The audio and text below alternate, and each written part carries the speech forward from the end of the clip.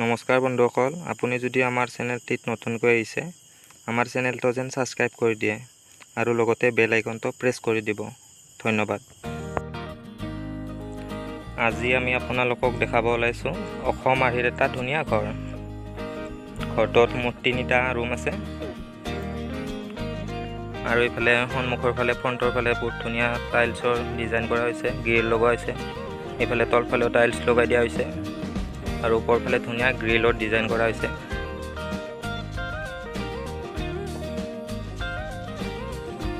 এইফালে ফ্ৰণ্টৰ পোষ্টটো ধুনীয়াকৈ টাইলছেৰে সজাই দিয়া হৈছে আৰু এইফালে বেৰত হালধীয়া কালাৰ লগোৱা হৈছে। কি ডিজাইনটো আপোনালোকে চাই ল'ব পাৰে এবাৰ কেনেকুৱা লাগিছে। আৰু ওপৰ ফালে ধুনীয়াকৈ চিমেণ্টেৰে ডিজাইন কৰা হৈছে, তলফালে চাজা দিয়া হৈছে এখন।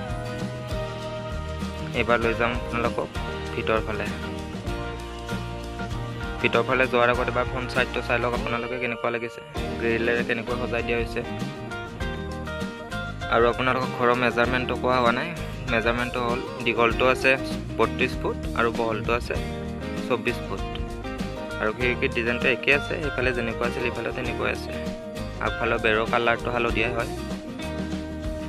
আৰু এইবাৰ যাম ভিতৰ ফালে যোৱাৰ আগত এবাৰ দৰজাখনৰ ডিজাইনটো চাই লওক আপোনালোকে। আৰু গোটেই বাৰাণ্ডাৰ বেৰবোৰত টাইলছেৰে সজাই দিয়া হৈছে, গোটেই চাইডটো বাৰাণ্ডাৰ চাইডটো। বাকী ওপৰৰ ফালে চিলিং লগোৱা হৈছে, ফল চিলিং।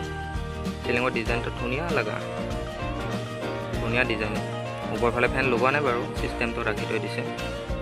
আৰু এইফালে ভেণ্টিলেটৰ লগাইছে ওপৰত, চিমেণ্টৰ লগোৱা নাই, কাঠৰ লগাইছে। আৰু ওপৰলৈকে গোটেই টাইলছেৰে সজাই দিয়া হৈছে।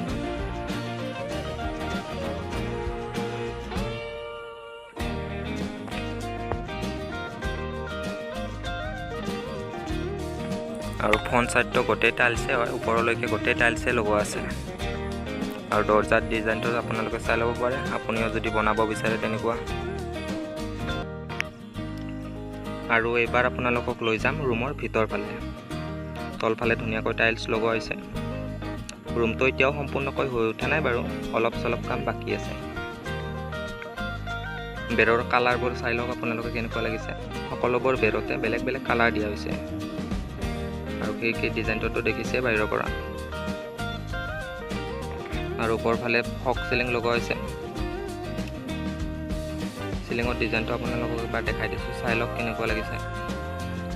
ফেন লগোৱা নাই এতিয়া, ফেন লগোৱা চিষ্টেমটোৰ ওপৰত ৰাখি থৈ দিয়া হৈছে।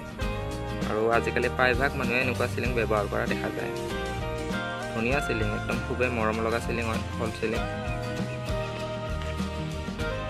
আৰু এইবাৰ যাম আন এটা ৰুমলৈ। তলফালে টাইলছ লগোৱা হৈছে, এইটো ৰুমতো ডিজাইনটো বেলেগ হয়।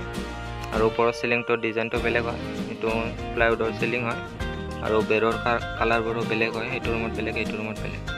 আপোনালোকে ৰঙৰ বটলবোৰ দেখিব পাইছে চাগে।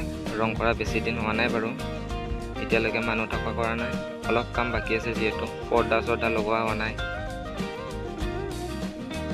এইবাৰ যাম সেইটো ৰুমলৈ। তলৰ টাইলছৰ ডিজাইনটো একেই হয় সেইটো ৰুমৰ লগত, ওপৰৰ চিলিংটো একেই হয়। আৰু বেৰৰ কালাৰবিলাক অলপ বেলেগ বেলেগ।